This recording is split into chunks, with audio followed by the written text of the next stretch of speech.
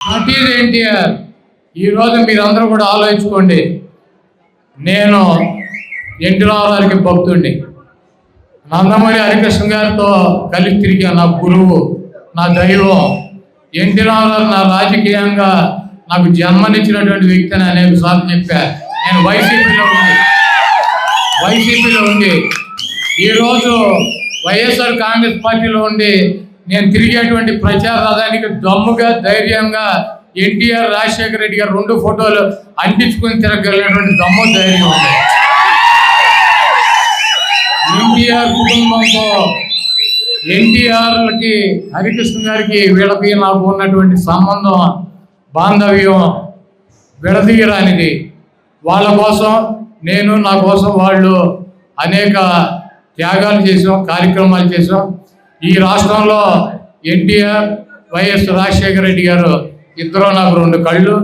అదేవిధంగా జగన్మోహన్ రెడ్డి జూనియర్ ఎన్టీఆర్ నాకు 2 కళ్ళు. వాళ్ళని అనగ తొక్కాలని చెప్పి చూసేటువంటి ఈ తెలుగుదేశం పార్టీని చిత్తుగా మీరందరూ ఓడించాలి. అదేవిధంగా ఎన్టీఆర్కి భక్తులు ఎవరు? ఎన్టీఆర్కి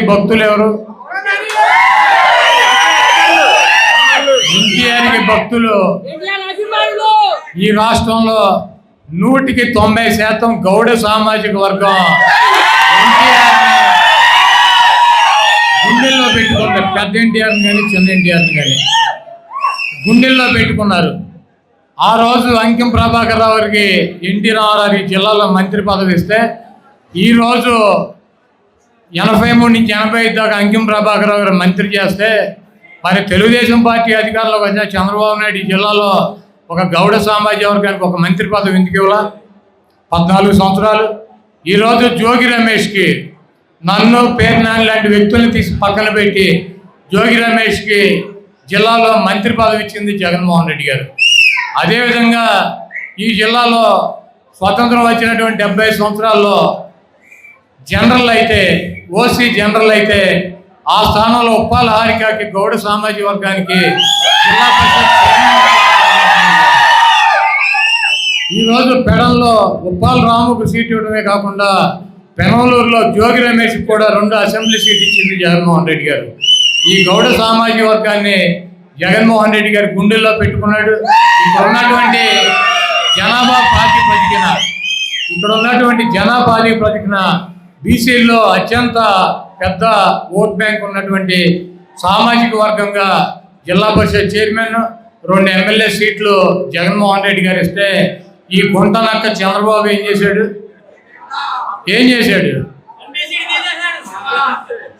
పెడల్లో ఉన్నటువంటి సీటు ఉంచాడు. ఎంపీ కొనగల నారాయణ గారిని తీసేశాడు. దేనికి తీసాడు? అవినీతి పరుడా?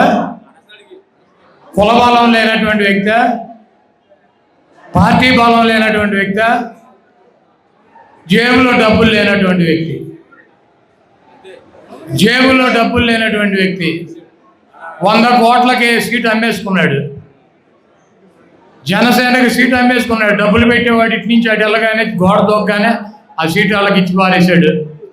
కృష్ణా జిల్లాలో విజయవాడ ఎంపీ ఇవ్వచ్చు కదా, మాకు అమ్మవారు పోటీ చేస్తున్నారు, ఆ ఎంపీ ఇవ్వచ్చుగా. అది ఎవడు? గుడివాడ అసెంబ్లీ ఇవ్వచ్చుగా.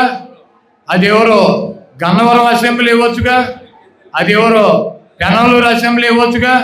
అది ఎవరు? విజయవాడ ఈస్ట్ ఇవ్వచ్చుగా. అది ఎవడు? మైలవరం ఇవ్వచ్చుగా. ఎవడు? బీజేపీ అలయన్స్ కైకులూరు మావాడే, విజయవాడ వెస్ట్ మావాడే, సుజనా చౌదరి, కామినేని. 8 సీట్లు ఈ జిల్లాలో. కమ్మ సీట్లు మాత్రం పక్కాగా చంద్రబాబు నాయుడు గారు కాపాడుకున్నాడు. అలయన్స్లో కూడా ఆయన శిష్యులు సుజనా చౌదరికి, కామినేని శ్రీనివాస్ గారికి ఇప్పించుకున్నాడు. ఇక్కడ 2 సీట్లు ఎంపీ, ఎమ్మెల్యే ఉంటే ఒకటి మాత్రం పీకి పారేశాడు. అంటే మీరు చేతగాని దద్దమ్మలని చంద్రబాబు నాయుడు ఫీలింగ్. మీరు తీసేసినా కూడా ఏమీ మాట్లాడకుండా ఎన్టీ రామారావు భజన చేస్తారు, తెలుగుదేశం పార్టీకి ఓటు వేస్తారని. ఈరోజు మీరు ఆలోచించుకోండి. ఎన్టీ రామారావు అభిమానులు కానీ, ఈ సామాజిక వర్గం కానీ కొనగళ్ళ నారాయణకి సీటు తీసేసినందుకు ఈ 7 అసెంబ్లీ పార్లమెంట్లో తెలుగుదేశం పార్టీని చిత్తుగా ఓడించాల్సినటువంటి ఈ బాధ్యత ఎవరి మీద ఉంది? 1,75,000 నుంచి 2 లక్షల మంది గౌడ సామాజిక వర్గం ఈ పార్లమెంట్లో ఉన్నాయి. పెడంలో 40,000 ఉన్నారు, మచిలీపట్నంలో 30,000 ఉన్నారు, గుడివాడలో 20,000 ఉన్నారు, గన్నవరంలో 30,000 ఉన్నారు, పెనాలూరులో 30,000 ఉన్నారు, అవినిగడ్డ ఇది అదేవిధంగా పామర్ కాన్స్టిట్యున్సీలో 25,000 30,000 ఉన్నారు. 2 లక్షల పైన గౌడ సామాజిక వర్గం ఉంది. 2004లో సామాజిక వర్గానికి సీట్ ఇచ్చారు, 9లో ఇచ్చారు, 2 సార్లు గెలిచింది. 14లో వేవులు అందరితో పాటు మరి ఆయన కూడా ఓడిపోయిన 65,000 తక్కువ తేడాతో ఓడిపోయాడు. అయినా కూడా ఆ సీటు పీకేసి వేరే పార్టీకి ఆ సీట్ ఇచ్చాడంటే చంద్రబాబుకు ఉన్నటువంటి ధైర్యం. 8 సీట్లు కమ్మాళ్ళకి ఇచ్చుకున్నాడు. కైకలూరు, విజయవాడ వెస్ట్ 2 అలయన్స్ ఆయన శిష్యులకే, గుడివాడ, గన్నవరం, పెనమలూరు, మైలవరం, విజయవాడ ఈస్ట్, అదేవిధంగా విజయవాడ పార్లమెంటు 8 సీట్లు ఇచ్చుకున్నాడు. 2 సీట్లు ఉన్నటువంటి సామాజిక వర్గానికి 2 లక్షలు ఉన్నారు సామాజిక వర్గం. ఈ పార్లమెంట్లో కమ్మాళ్ళు ఎంతమంది ఉన్నారో తెలుసా? 85,000 మంది ఉన్నారు. వాళ్ళకు మాత్రం 3 సీట్లు 4 సీట్లు ఇచ్చుకున్నాడు. 2 లక్షలు ఉన్నటువంటి సామాజిక వర్గానికి 2 సీట్లు 1 సీటు పీకేశాడు. అయినా కూడా మేము తెలుగుదేశం పార్టీ భజనే చేస్తాం, తెలుగుదేశం పార్టీని గెలిపిస్తాం, చంద్రబాబు నాయుడు ఎన్టీ రామారావుని సాగు కొట్టినా మేము అదే చేస్తాం, ఇప్పుడు ఉన్నటువంటి జూనియర్ ఎన్టీఆర్ని తొంగలో తొక్కినా అదే చేస్తాం, మా కులానికి సంబంధించినటువంటి మాకింత బలం ఉన్నటువంటి సీటుని పీకేసినా కూడా మేము ఇదే చేస్తాం, అవతల పార్టీ 2 సీట్లు ఇచ్చినా జిల్లా పరిషత్ ఇచ్చినా మాకు సంబంధం లేదు, మేము తెలుగుదేశం పార్టీకే ఓటేస్తామంటే ఈ సామాజిక వర్గం రాజకీయంగా కానీ చైతన్యంగా కానీ మరి విఫలమవుతుంది. తప్పకుండా మీ గౌడ సామాజిక వర్గ పౌరుషాన్ని ఈ ఎన్నికల్లో చూపించి ఈ పార్లమెంటులో ఉన్నటువంటి 7 అసెంబ్లీలని చిత్తుగా ఓడించి గౌతు లచ్చన్న గారు చూపించినటువంటి పౌరుషాన్ని, గౌతు లచ్చన్న గారి బొమ్మ పెట్టుకోవడం కాదు, ఆయన చూపించినటువంటి సిద్ధాంతం. స్వతంత్ర పార్టీలో జనతా పార్టీలో పనిచేశాడు, అధికారం ఉన్నటువంటి పార్టీలో పనిచేయాల. ఎక్కడో ఈ సామాజిక వర్గం లేనటువంటి శ్రీకాకుళం జిల్లా వెళ్ళి పార్లమెంటు సభ్యుడిగా శాసనసభ్యుడిగా గెలిచాడు. 50 సంవత్సరాలు ఆయన కుటుంబం అక్కడ అధికారంలో ఉందంటే ప్రతిపక్ష పార్టీల్లో కూడా ఉండి వాళ్ళు అక్కడ గెలవడం జరిగిందంటే అక్కడ వాళ్ళు ప్రజలతో ఉన్నటువంటి విధానం కానీ ప్రజల సమస్యల పట్ల వాళ్ళు చూపించినటువంటి వీటన్నీ కూడా కారణం. తప్పకుండా మనందరం కూడా ఎన్టీఆర్ అభిమానులు అనుకున్నటువంటి మీరు కానీ ఈ సామాజిక వర్గం కానీ రేపు జరగబోయే ఎన్నికల్లో కొంతమంది ఎన్నికలు జరుగుతున్నాయి శాసనసభకి పార్లమెంట్కి. ఈ శాసనసభ పార్లమెంట్ ఎన్నికల కోసం ఓటు వేయడానికి ప్రతి వ్యక్తి కూడా ఆలోచించాల్సినటువంటి అవసరం ఉంది. ఈ రాష్ట్రంలో వైఎస్ఆర్ కాంగ్రెస్ పార్టీ రాజశేఖర రెడ్డి గారి తనయుడు జగన్మోహన్ రెడ్డి గారు స్థాపించి ఆయన చనిపోయిన తర్వాత కాంగ్రెస్ పార్టీకి వ్యతిరేకంగా ఒక పార్టీని పెట్టుకుని ఆ పార్టీలో ఉన్నటువంటి పద్ధతులు కానీ ఆ పార్టీ ఆ కుటుంబానికి చేసినటువంటి ద్రోహం వల్ల కాంగ్రెస్ పార్టీ శాసనసభ్యత్వానికి పార్లమెంట్ సభ్యత్వానికి రాజీనామా చేసి కాంగ్రెస్ పార్టీ నుంచి బయటికి వెళ్ళి ఒక రాజకీయ పార్టీ స్థాపించి మన ముందుకు రావటం, ప్రతిపక్ష నేతగా ఈరోజు ముఖ్యమంత్రిగా జగన్మోహన్ రెడ్డి గారు కొనసాగుతున్నారు. రెండో పక్క తెలుగుదేశం పార్టీ, ఆ మహానుభావుడు యుగపురుషుడు ఎన్టీఆర్ తెలుగుదేశం పార్టీని స్థాపించి బడుగు బలహీన వర్గాల మద్దతుతో 9 నెలల్లో ముఖ్యమంత్రి అయి చరిత్ర సృష్టించినటువంటి వ్యక్తి ఎన్టీ రామారావు. ఆ తర్వాత 94లో కాంగ్రెస్ పార్టీకి ప్రతిపక్ష హోదా లేకుండా ఎన్నికల్లో అద్భుతమైనటువంటి విజయం సాధించినటువంటి వ్యక్తి ఎన్టీ రామారావు. ఈరోజు ఉన్నటువంటి తెలుగుదేశం పార్టీ చంద్రబాబు నాయుడు ఎన్టీ రామారావు ఈ రాష్ట్రాన్ని సరిగ్గా పరిపాలించట్లేదు. తెలుగుదేశం పార్టీ అధ్యక్షుడిగా ఉంటే ఆ పార్టీ సర్వనాశనం అయిపోతుందని చెప్పి ఎన్టీ రామారావుకి ద్రోహం చేసి వెన్నుపోటు పొడిచి ఆ పార్టీని దొంగిలించినటువంటి దొంగ, ఆ ముఖ్యమంత్రి పదవిని దొంగిలించినటువంటి దొంగ చంద్రబాబు నాయుడు, తెలుగుదేశం పార్టీ అధ్యక్షుడు. ఈరోజు చాలామంది చెబుతూ ఉంటారు, మేము ఎన్టీఆర్ అభిమానులు, ఎన్టీఆర్ పేరు చెబితే మేము మెడపోసుకుంటాం, తొడపోసుకుంటాం అని చెప్పి. ఎన్టీఆర్ పేరు చెబితే మెడపోసుకుని తొడపోసుకున్నటువంటి ఎన్టీఆర్ అభిమానులు ఎన్టీఆర్కి వెన్నుపోటు పొడిచి ఆయన పదవిని దొంగలించినటువంటి దొంగకి, ఆయన్ని సస్పెండ్ చేసి పార్టీ నుంచి బయటికి తోలినటువంటి దొంగకి, 420కి ఎన్టీఆర్కి నిజమైనటువంటి అభిమాని కానీ వారసుడు కానీ ఉంటే తెలుగుదేశం పార్టీకి కానీ చంద్రబాబు నాయుడుకి కానీ ఎట్టి పరిస్థితులను మద్దతు తెలపరు. ఈరోజు జూనియర్ ఎన్టీఆర్ ఎక్కడన్నా 10 మంది అభిమానులు ఒక జెండా పట్టుకొని తెలుగుదేశం పార్టీ మీటింగ్కి వెళ్తే ఆ అభిమానులు తెలుగుదేశం పార్టీ కార్యకర్తలు, నాయకులు కొట్టి తరిమేటువంటి పరిస్థితి అనేక సందర్భాల్లో ఈ రాష్ట్రంలో మనం చూసాం. అయితే ఎక్కడా కూడా ఇది తప్పని కానీ, ఎన్టీఆర్ అభిమానుల మీద దాడి చేయొద్దని కానీ, ఎన్టీఆర్ బొమ్మ చూపించినా జెండా చూపించినా ఏమనొద్దు, అతను మన కుటుంబ సభ్యుడని కానీ ఎక్కడ చంద్రబాబు కానీ లోకేష్ కానీ ఒక మాట కూడా మాట్లాడినటువంటి పరిస్థితి ఈ రాష్ట్రంలో ఉంది. ఈరోజు తెలుగుదేశం పార్టీని ఎన్టీఆర్ అభిమానులందరూ కష్టపడి గెలిపిస్తే జరిగేది ఏంటి? ఎన్టీఆర్ మనవడు జూనియర్ ఎన్టీఆర్ని తొంగలో తొక్కుతారు. చంద్రబాబు నాయుడు కొడుకు లోకేష్ని అధికారం మీద కూర్చోబెడతారు. ఈరోజు ఎన్టీఆర్ అభిమానులు గుండె మీద చేసుకుని ఆలోచించాల్సినటువంటి అవసరం ఉంది.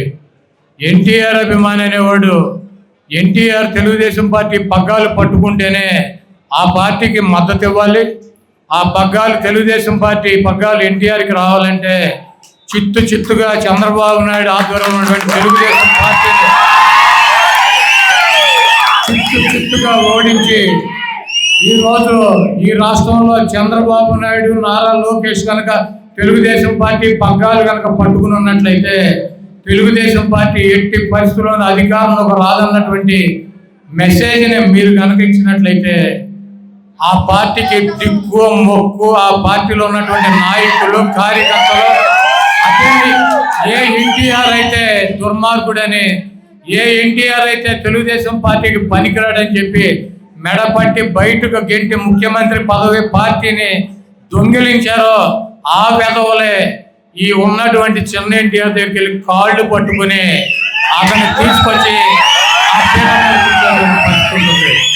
మీరు గుడ్డిగా ఆలోచన లేకుండా ఈ దొంగ ఎన్టీఆర్ కుటుంబానికి ద్రోహం చేసినటువంటి ఈ దొంగ చంద్రబాబు నాయుడు ఈరోజు జూనియర్ ఎన్టీఆర్ని ఐటీడీపీ సోషల్ మీడియాలో తిట్టిస్తూ ఉంటారు.